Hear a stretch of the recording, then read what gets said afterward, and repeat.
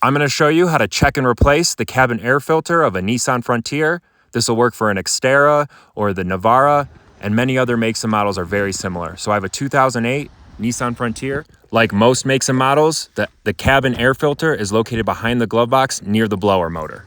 We need to remove the glove box in order to get to it, and you do that simply by pushing the glove box in on both sides to kind of release the plastic tabs that limit its movement and hold it into place.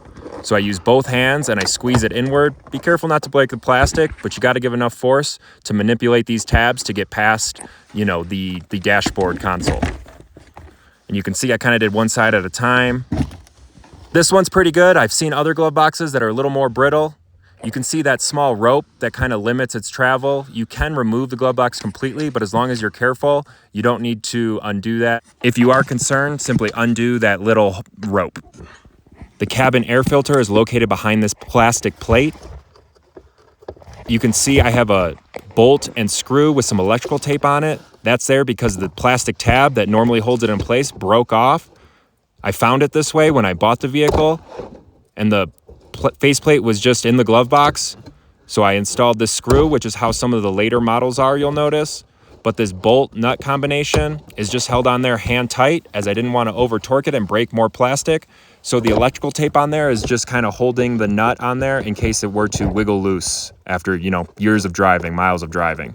So I simply undo the nut that was on this bolt that was securing the faceplate to kind of the whole housing assembly.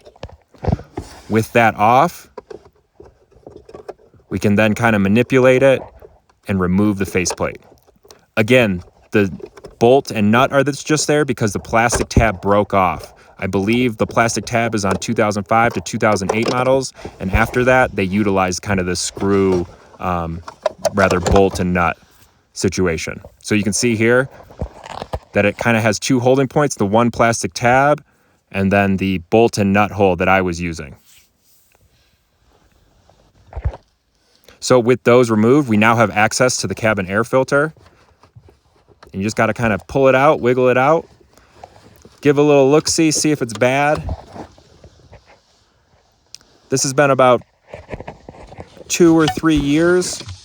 I do want to point out that this cabin air filter comes in 2 parts.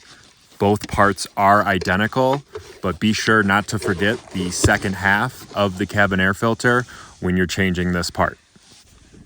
I think they did this just to fit it in that narrow slot. I'm all for not wasting parts if they still have life in them. I will link in the video description to a new cabin air filter if yours was so bad you needed a replacement. But I'm just going to clean this one out a little bit and put it back in because it's still got some life left in it. You can tell it's a little bit black, but we're going to knock a lot of this dust out. I'm going to use a little screwdriver to get some of the hair out that was in there. It's getting towards the end of its life, but I'm just going to keep it in there and keep using this one. Hopefully knocking some of this dust out will get a little more airflow. Be sure to clean out the second half of it as well.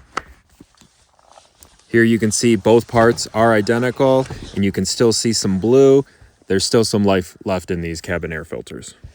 When putting in these or new cabin air filters, be sure to put it in very gently and then slide the first one all the way over towards the passenger door so that you have room for the second part.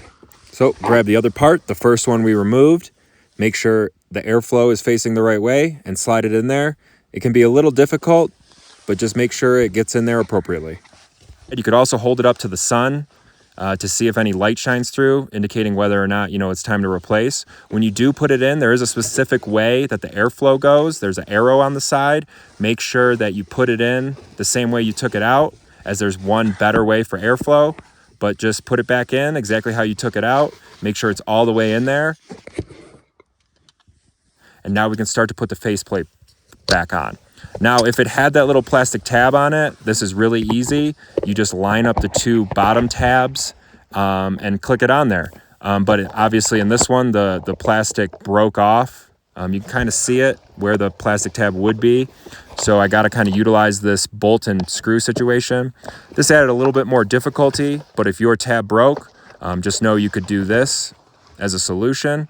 So I kind of lined it up there. You can see You know, it's on the back of the housing through that little, you know, U opening, and then you got to line it up with the bottom tabs in first and then put it through the hole. It can be a little bit tricky, especially when filming. So you can see the bottom tabs are lined up and the bolt is through, you know, the housing U opening and the front cover hole. So now I'm just going to put on the nut that was on there, just hand tight. I'm going to get it as tight as I can. It didn't come loose before, but just in case it does, so I pushed on the back and then got it hand tight just to make sure it was fully seated. But just to make sure that, you know, I don't lose that cover and it doesn't fall off, I am going to put some electrical tape on it again. Again, this is just on there so that nut doesn't back off and the faceplate fall off. So with that, we're all done. Just put the glove box back in. You can apply pressure to those sides just like we took it out and slide it back in. So if you found this content helpful, hit the like button, subscribe to the channel. If you have any questions at all, please leave a comment.